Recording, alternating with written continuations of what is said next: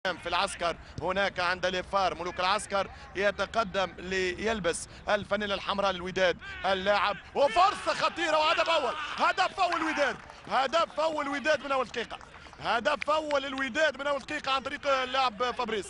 عندما في وقت الحديث عن استقبال الوداديين ليوسف القديوي يستقبل الشباك الأهلاوي لأحمد عادل عبد المنعم أول اسمي الوديات في غياب الأنصار والجماهير والحماس، ولكن في حضور الرهان الشامبيونز ليج تتكلم بقوة وهدف ضد مجريات اللعب، بمعنى في اتجاه معاكس بمعنى نيران الصديقة. أول كرة والمحاولة والفرصة وجول.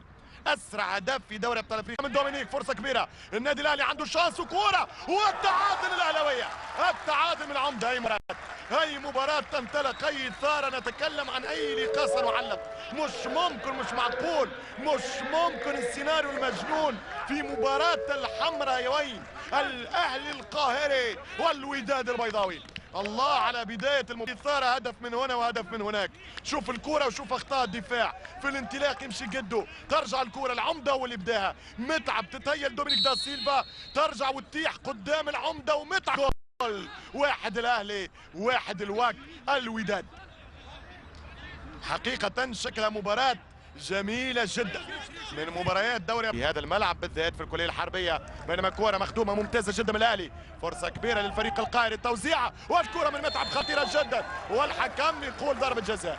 الحكم يقول ضربة جزاء، ضربة جزاء للنادي الأهلي، ورقة صفراء. سنرى الريبلاي، سنرى الإعادة. هنا خبرة الأهلي، قوة الأهلي.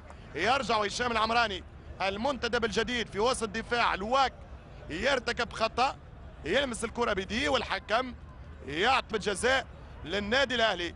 هذه الكرة من سيد معوض، كرة خدمة مليح، كرة ممتازة، وهنا لمسة اليد كانت واضحة، هنا كانت واضحة من العمراني، قل التركيز، مشى الكرة واضحة جدا، ما فيش كلام. الحكم متفطن وركلة جزاء على الوداد البيضاوي. سيناريو حقيقة متقلب. نعرف نادي المياغري ممتاز جدا على الكرات الثابتة، وفرصة هنا من وائل جمعة يتقدم الثاني. الهدف الثاني رغم محاولة الحارس نادر، رغم محاولة المياغري الهدف الثاني. إذا هدفين للأهلي مقابل هدف للوداد، 3 أهداف في أقل من 22 دقيقة في منتصف الشوط الأول. 3 أهداف موجودة في هذا اللقاء العربي في صراع الكبار وصراع الزعامة للقلعة الحمراء بين النادي الأهلي ووداد كازابلانكا. هنا الإصرار من وائل جمعة اللي سجل أولى أهدافه الموسمية في كأس الأبطال. ممكن يستفيد، ممكن نحكي ان الفورمه مازالت ما حضرتش للفرق الاربعه الحقيقه في هذه المجموعه، بينما كره ممتازه، كره خطيره جدا وفرصه، وهدف التعادل للوداد، هدف التعادل للواك، هدف التعادل من القناص محسن ياجور. في وقت الحديث عن الفورمه مازالت ما اكتملتش لرباعي المجموعه الحقيقه، المولديه، الترجي، الوداد والاهلي ماشي هذا مستواهم اعلى بكثير، ومع تقدم المنافسه ستزداد قيمة الفرق الأربعة في الجروب. ولكن الآن تعادل مهم، متابعة ممتازة وشغل كبير من الأسمر، شغل كبير من لاعب